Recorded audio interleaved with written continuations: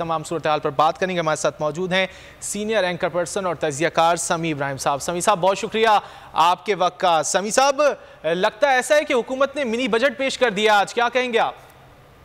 देखिए, जो डॉक्टर इशफाक हसन ने बात कही थी सच साबित हुई कि जो इन्होंने बजट पेश किया था वो सारा प्रोविजनल था, वो एक डमी बजट था, वो लोगों को फ्रॉड किया इन्होंने। और ये जो स्टॉक मार्केट क्रैश हुई है, ये जो रुपए की कीमत और गिरी है, ये जब झूठ इनका सामने आया है तो अब इन्वेस्टर की कोई इस मुल्क में वो उसको ट्रस्ट नहीं है, इस हुकूमत पर कोई ट्रस्ट नहीं है। ये बिल्कुल जाली हुकूमत है, ठगों की हुकूमत है। इन्होंने बजट का डॉक्यूमेंट भी झूठा पेश किया और आज सारे फिगर तब्दील करके इतने हैवी टैक्सेशन लगाए। स्टॉक मार्केट उसमें इतनी क्रैश कर गई है कि बिजनेस को सस्पेंड करना पड़ा है और अभी ये डॉलर भी शूट करेगा, रुपए की कीमत और गिरेगी। ये जो इस बड़ा सवाल है, अब देखें जो इमरान खान ने किया था कि अगर घर लूट रहा हो तो फिर आप न्यूट्रल रहेंगे, फिर भी आप इसी तरह खामोशी से देखते रहेंगे। ये जो इस वक्त मुल्क के साथ हो रहा है, ये जिम्मेदारी सिर्फ इन लोगों की नहीं है जो चेहरे आपको नजर आ रहे हैं, जो पीछे से बैठकर इनकी तारें हिला रहे हैं, जो इनकी ताकत का बायस बने हुए हैं कि जहां पर इनकी कोई अक्सरियत नहीं है असेंबलियों में, लेकिन ये हुकूमत पर कायम है और कोई किसी के खिलाफ बात के लिए तैयार नहीं है। वो कोई शहबाज शरीफ की या मौलाना फजलुर रहमान की या आसिफ जरदारी की ताकत तो नहीं है, ये पाकिस्तानी एस्टेब्लिशमेंट है। उनसे ये सवाल है कि जो आज मुल्क का हाल हो गया है, ये तो लेके आए थे कि ये बड़े तजुर्बाकार हैं। DGISPR की प्रेस कॉन्फ्रेंस थी पहले दिन ही के, देखें स्टॉक मार्केट गई, रुपया देखें वो भी, उसकी भी कीमत बेहतर हो गई। अब आए ना जवाब दें इस पर। ये जो उनके चहेतों ने, उनके प्यारों ने, जिसको वो आइन और कानून के तहत कहते हैं हम पाबंद हैं इसकी मदद के लिए, इसको सपोर्ट करने के लिए, ये जो आज मार्केट्स का हाल किया इन्होंने, जिस तरह सरमायाकार दौड़ रहा है यहाँ से, स्टॉक मार्केट से लोग पैसे निकाल रहे हैं, कोई ये यानी बिजनेसेस पर इतने टैक्स, ये कौन इन्वेस्टमेंट करेगा यहाँ पे आके? और ये कौन लोग हैं जो ये सब कर रहे हैं, जिनके ऊपर मुकदमात हैं करप्शन के, जिनके ऊपर मनी लॉन्ड्रिंग के इल्जामात हैं, जिनके ऊपर ये इल्जाम है कि वो कोई अमेरिका की बालादस्ती चाहता है। वो अगर फैसले करेंगे तो पाकिस्तान के लोग क्या किधर जाएंगे?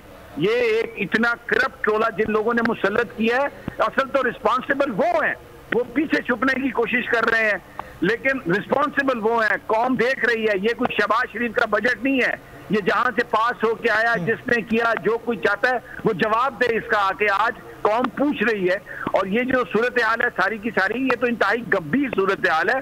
मुझे नहीं समझ आ रही कि हम किस तरफ जा रहे हैं, क्या होगा और ये लोग किधर जाएंगे। ये तो समी साहब बिल्कुल समझ नहीं आ रहा कि फैसले कहाँ किए जा रहे हैं, क्यों इस तरह की चीजें जो हैं वो नाफिज की जा रही हैं, टैक्स लगाए जा रहे हैं। पहले ही आपके मुल्क में सनतों का जो हाल है वो सबके सामने, खासतौर पर अगर बात की जाए टेक्सटाइल सनत की, तो काफी सनतें जो हैं वो मुल्क से बाहर शिफ्ट हो चुकी हैं। खासतौर पर अगर जिक्र किया जाए टेक्सटाइल सनत का, क्या कहेंगे आप? इससे तो जो है वो मजीद बुरा हाल हो जाएगा सनतों का।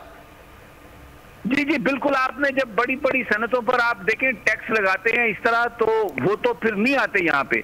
देखिए, यहाँ से बेरोजगारी खत्म करने के लिए आपको सरमायाकारी को इंसेंटिव आपने देना होता है। आप छूट देते हैं टैक्स में इस बुनियाद पर कि वो अपने बिजनेस में एक्सपेंड करेंगी ताकि यहाँ पे ज्यादा नौकरियां निकल सके, यहाँ पे ज्यादा लोगों को रोजगार मिल सके।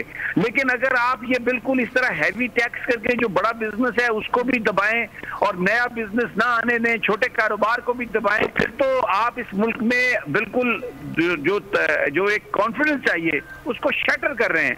It's a bad situation. लेकिन मैं फिर ये कहूंगा कि ये उन्हीं से सवाल होगा जो इनको लेके आए, जो इस वक्त उनकी ताकत बने हुए हैं, उन्हीं से सवाल होगा कि अब मुल्क का क्या बनेगा। समी साहब, इस सूरत हाल में जो है वो सब कुछ जो है भुगतना जो है वो आवाम को पड़ रहा है। अब अगर सनतों पर टैक्स लगाया जाएगा तो हम देखते हैं कि आगे चल के सनतें बंद हो जाएंगी, सर्वाइव नहीं कर सकेंगी इस तरह के माहौल के अंदर, तो फिर जो है वो एंड ऑफ द डे आम आदमी मुतासिर होगा, बेरोजगारी बढ़ेगी।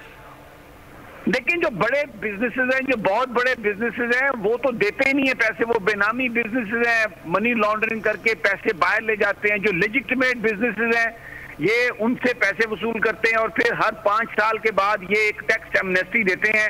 जिसने बेईमानी से यहाँ पे टैक्स ना दिया हो उसको कहते हैं कि 1% या 2% या 3% दो और अपने सारे पैसे लीगल कर लो।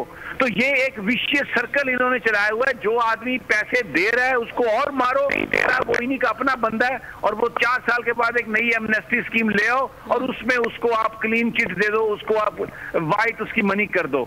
एक विशेष सर्कल में इन चोरों ने फंसा दिया है, वही चोर दोबारा लाके बिठा दिए गए हैं और पाकिस्तान का इन्होंने ये हाल कर दिया।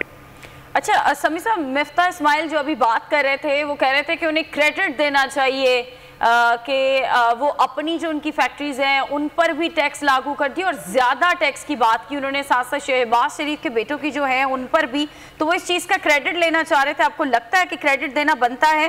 साथ साथ उन्होंने ये भी कहा है, अभी जो बात हो रही थी IMF को लेकर कि अगर अब कोई शर्त नहीं सामने आती तो IMF से भी मुज़ाकरात कामयाब हो जाएंगे। आपको लगता है आने वाले दिनों में ऐसा कुछ होने जा रहा है?